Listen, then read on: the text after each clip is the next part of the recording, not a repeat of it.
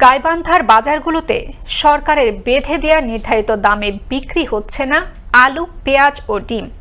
প্রায় দোকানেই নেই কোনো মূল্য তালিকা। সঠিক তদারকি না থাকায় এসব নিত্যপণ্য বেশি দামে কিনতে হচ্ছে বলে অভিযোগ ক্রেতাদের। গাইবান্ধা থেকে মিলন খন্দকারের প্রতিবেদনে আরও জানাচ্ছেন মোস্তফা কামাল তোহা।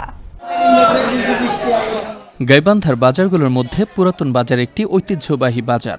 সরকারিভাবে আলুর দাম কেজি প্রতি ৩৬ টাকা নির্ধারণ করা থাকলেও আলুর দাম দোকানিরা নিচ্ছেন ৪৫ থেকে ৫০ টাকা। ৬৫ টাকার পেঁয়াজ ৮০ টাকা এবং ডিম ১২ টাকা হলেও প্রতি পিস ১৩ টাকা দরে বিক্রি হচ্ছে। পুরাতন বাজার সহ গাইবান্ধা শহরের হকার্স মার্কেট, নতুন বাজার ও জেলার অন্যান্য বাজারগুলোতে দেখা যায় একই চিত্র। এতে ক্ষুব্ধ ক্রেতারা। তাদের অভিযোগ, সঠিক তদারকি না থাকায় সৃষ্টি হয়েছে এমন পরিস্থিতির। সবকিছু দামই তো বাড়তি, কোথায় ওদের কোনো তদারকি থাকলে তো এই দামে কিনতে হতো না, তাই না? সরকারের সমস্ত ঘোষণা দিয়ে তো শেষ, তদারকি তো কোনো নাম নেই।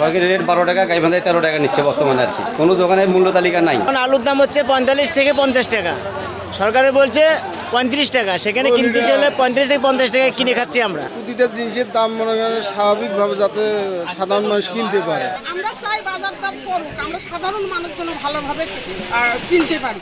অপরদিকে খুচরা ও পাইকারি ব্যবসায়ীদের দাবি, বাজারে আলু, পেঁয়াজ ও ডিমের আমদানি কম বেশি হলে দামও ওঠানামা করে। তাই মূল্য তালিকা টানানোর প্রয়োজন মনে করছেন তারা।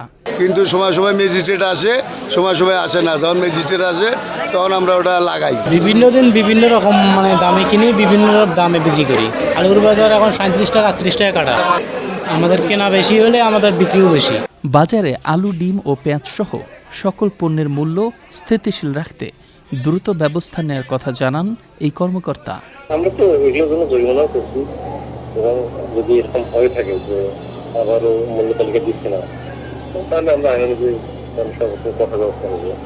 অন্যদিকে বাজারগুলোতে নিয়মিত তদারকি সহ জরিমানা আদায়ের কথা জানান কৃষি বিপণন এই কর্মকর্তা। সরকার নির্ধারিত করলে সর্বশেষ সেটা নির্ধারণ করে দিচ্ছে হলো ডিমের দাম, তারপরে আলুর দাম, পেঁয়াজের দাম। আমরা তো মূল্য নির্ধারণ করে দিছি বোর্ড, সেটা ফলো না করে কেউ যদি বেশি দামে যেটা বিক্রি করে আমাদের অভিযোগ দিক, তখন আমরা প্রশাসনিক ব্যবস্থা নেব। এটা আমরা অভিযান চালাচ্ছি। যখন দেখা যাচ্ছে যে আমরা একটা বাজারে ঢুকতেছি, যারা হয়তো মূল্য তালিকা লেখেনি, একটা ধরতে গেলে আরগুলো তারা লিখে কিন্তু প্রদর্শন করতেছে। তা আমরা তো সার্বক্ষণিক পাহারা দিতে পারবো না। তো আমরা মনিটরিং করতেছি, ধরতেছি, জরিমানা করতেছি। গাইবান্ধা জেলায় মোট বাজার সংখ্যা ১৫৫টি।